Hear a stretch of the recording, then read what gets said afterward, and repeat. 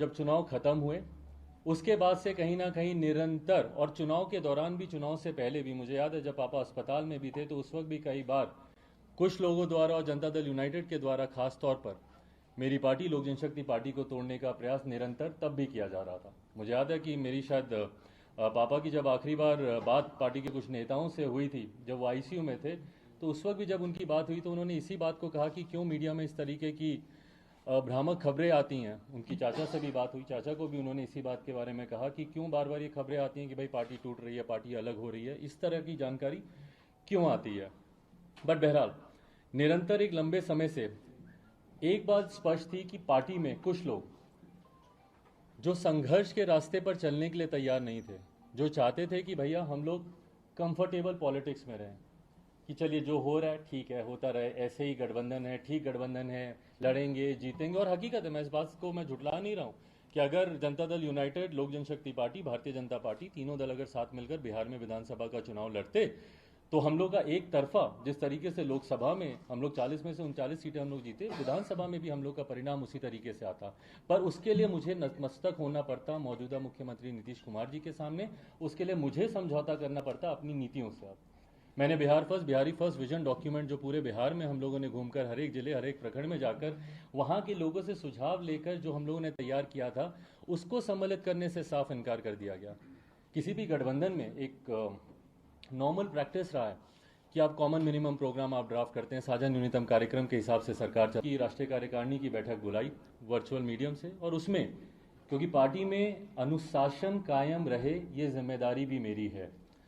contrary to the belief कि कुछ लोग जो इस बात का दावा करते हैं या इस बात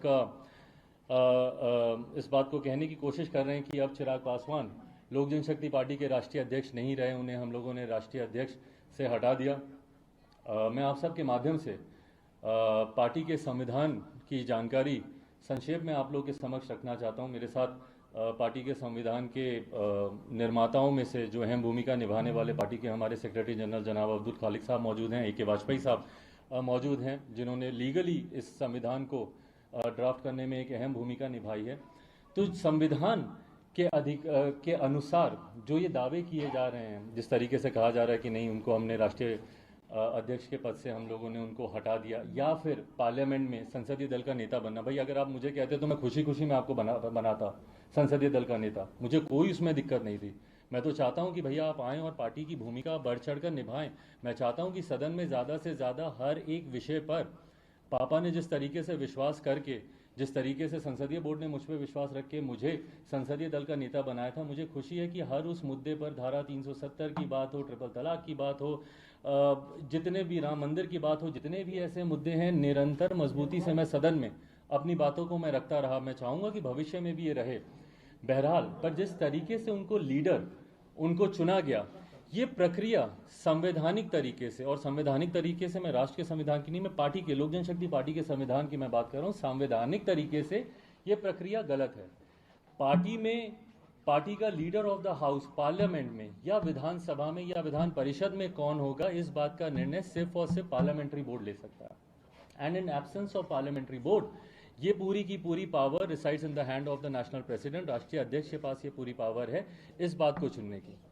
कौन आपका leader of the house parliament में होगा, लोक जनशक्ति पार्टी का संविधान इस बात की इजाजत सिर्फ राष्ट्रीय अध्यक्ष या